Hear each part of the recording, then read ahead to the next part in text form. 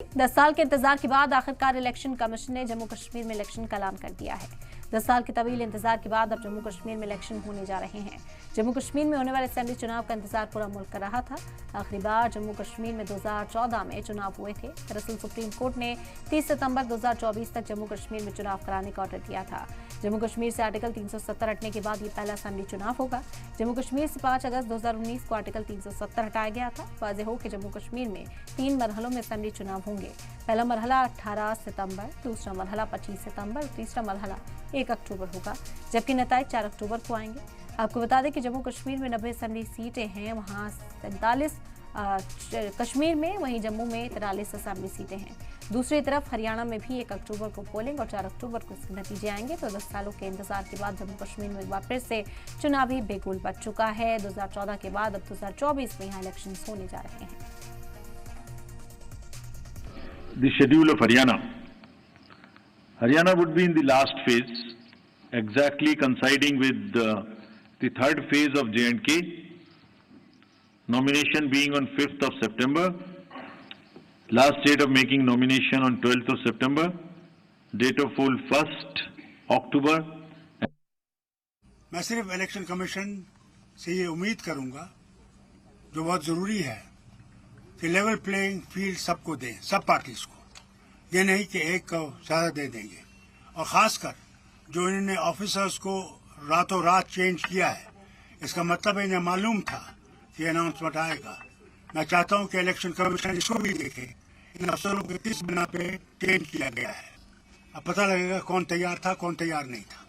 Doctor साहब, क्या आप चुनाव लड़ेंगे? इसमें क्या आपको कोई शक है? उमर साहब नहीं लड़ेंगे? वो नहीं लड़ेंगे। आप लड़ेंगे? मैं लड़ूंगा।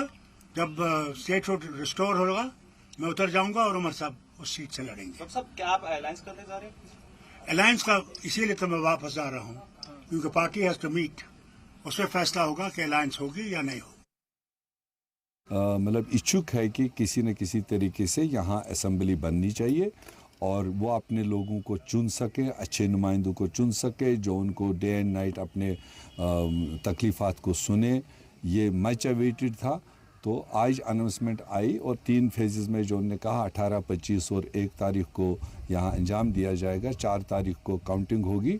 मेरे ख्याल से इसमें सुप्रीम कोर्ट की भी एक डायरेक्शन थी, जो पहले से ही कमिटमेंट थी कि सितंबर के आखिर तक जम्मू कश्मीर में हाउस बनाया जाएगा।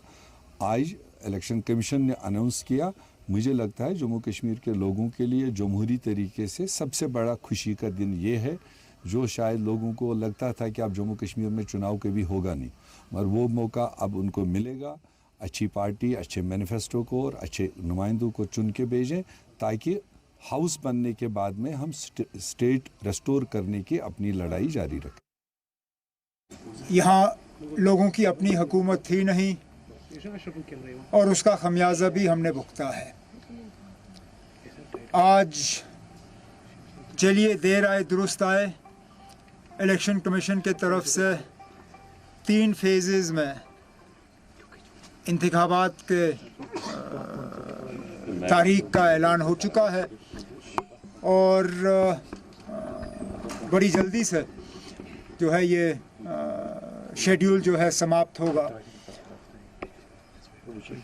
शायद 87-88 के बाद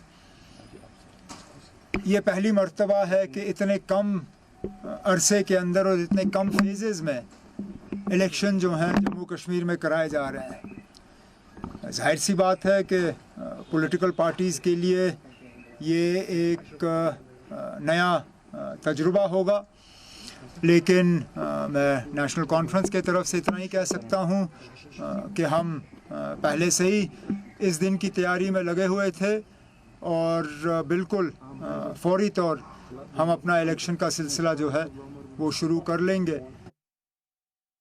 मुझे लगता है कि जम्मू कश्मीर के लिए एक बहुत वेट के बाद जो है एक बहुत बड़ा इलेक्शन जो है वो आया है और बहुत उत्साह का माहौल है और खासकर जो इलेक्शन कमीशन ने इसके ऊपर संज्ञान दिया है, मुझे लगता है जो फर्स्ट फेज 3 फेजेस में बड़े शॉर्ट फेजेस के अंदर जो इलेक्शन संपूर्ण होंगे।